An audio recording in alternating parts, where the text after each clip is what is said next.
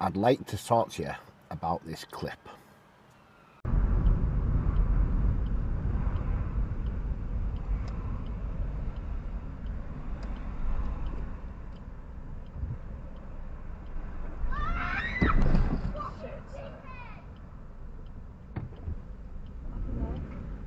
He started rolling backwards. Obviously, as you can see from the clip, the woman and her children walk behind the van and it starts to roll backwards towards the child on the bike. I've obviously blurred the image a little bit for just a little bit of privacy, so as there's no one recognising, no one to be blamed. This isn't a blame video. This isn't anything else other than trying to just give you a little bit of advice on how to deal with this type of situation and prevent it from happening with yourself. Now, I'm pretty sure there's going to be people on both sides of the fence, some that will blame the van driver, some that will blame the parent for walking out. So let's talk about the woman walking out. There's some people, like I said, is going to say that she was a problem and that she should not have walked out with her children that close to the back of the van. At that point, you might be right. However, it doesn't take away from the fact that if we look at the highway code and we look at the hierarchy of road users, and we look at rule H1 and H2, that realistically speaking, that the van driver would be held liable in this case. And I'm going to explain why. Like I say, this isn't me assigning any blame. This is basically what the highway code says about pedestrians and them having priority at junctions like this. So again, so that we can hopefully learn from this and prevent this from happening to you, we have to look at the hierarchy of road users within the highway code and rules that deal with pedestrians on approach to junctions.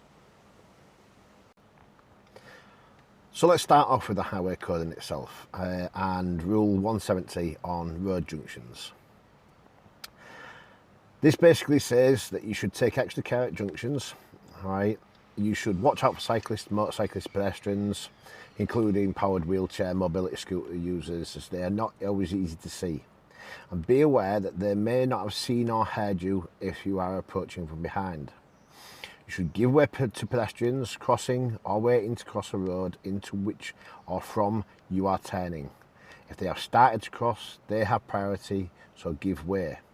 So that's C rule H2. Again, hierarchy of road users, H2. If you don't know, hierarchy of road users is basically a concept that places those road users most at risk in the event of a collision at the top of the hierarchy. So those people who are most vulnerable have the most priority. The hierarchy does not remove the need for everyone to behave responsibly. The road users most likely to be injured in the event of a collision are pedestrians, cyclists, horse riders, motorcyclists, with children, older adults and disabled people being more at risk. So the following H rules are going to clarify this concept.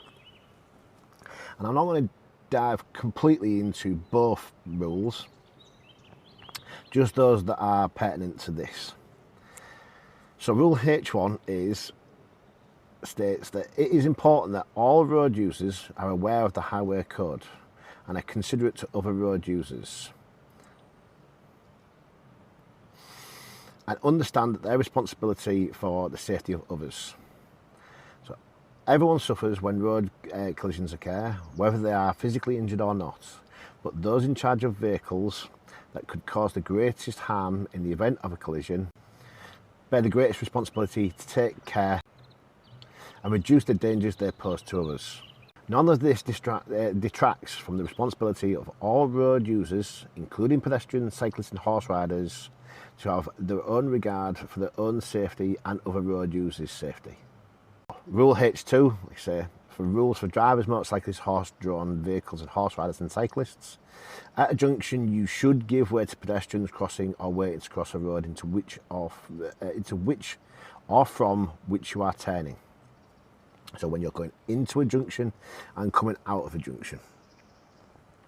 So when you're coming out of the junction, obviously it's a T-junction from a small road into a bigger road, and from, you know, when you turn into it, it's from a larger road into a smaller road.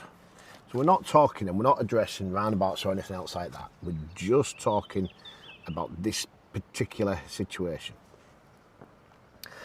So you can't really see from the video itself, but as we were approaching, my pupil kind of dealt with this situation correctly, and as they started to see, as they saw the pedestrians walking up to it, right, then she'd already started slowing down for the actual junction itself and stopped as they were going to cross. So when they're talking about the hierarchy and the fact that, you know, pedestrians need to take care of themselves, you can't see it on camera, but the woman did not do any of that. She didn't look both ways before crossing the road. She quite simply just, obviously, you know, you've got kids, there's quite a few of them there, but you gotta look both ways across the road. And you could be using this as a teaching point for your children. You know, from my generation, you used to have adverts on television that showed you how to cross the road, the green cross code, etc. And that is, you know, as you're coming up to something, you stop, you look, you listen, and especially with electric cars nowadays, the listening part might be completely out of the way because those hardly make any noise.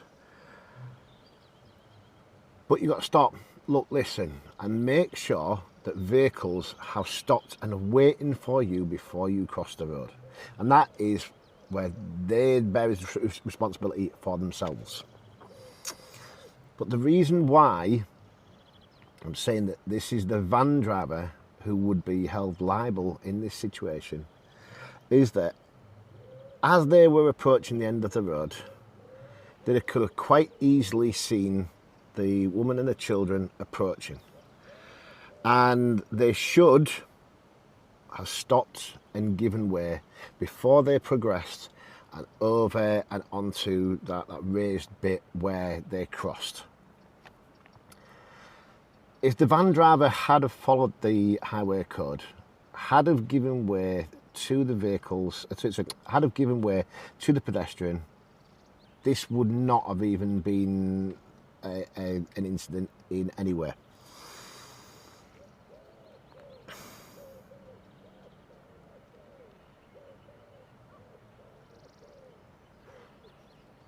Now, the highway code does state that this is a should. You should do this. It's not a must, and if you look at highway code, the musts are backed up by law. You know, you must obey speed limits. You must go around roundabouts, and you must give way to pedestrians who are already on a crossing, you know, for like a zebra crossing or a light control crossing. This is a should, and although not basically backed up by law, in a situation like this, especially on a test, very real possibility, especially with the rolling backwards, that you could fail your test for this. The simple fact of the matter is that as you're coming up to the end of the road, and it's such a closed junction anyway, the van driver should have been slowing down and stopping. So on a test especially, an examiner would want to see that because you're slowing down and stopping, you might as well just give way anyway.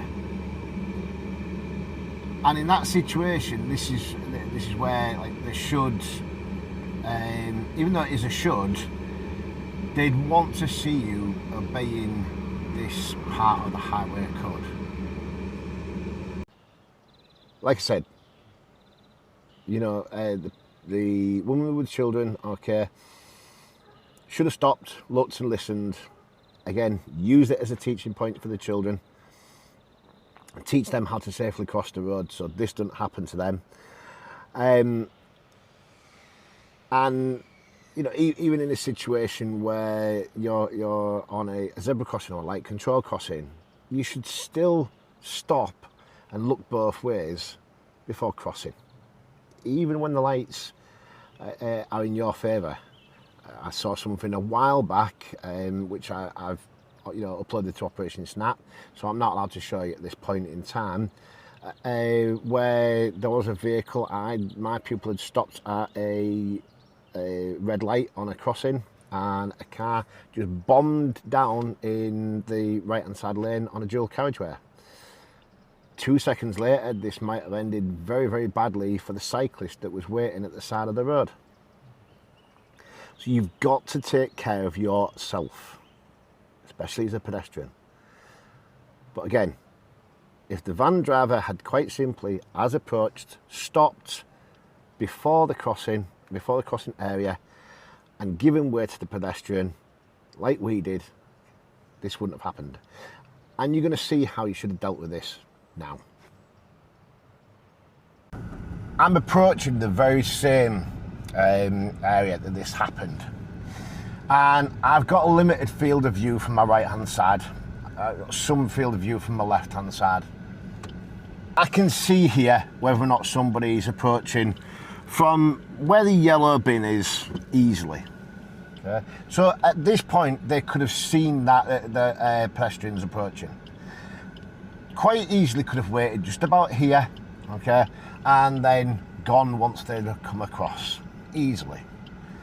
At this point now, okay, I know there's a person, you know, turning in, but there's nothing wrong. Put your handbrake on, get the biting point ready, and at this point I'm going to move forward as soon as I release that handbrake and just get going. There was no rollback whatsoever, and that's just how it should have been done.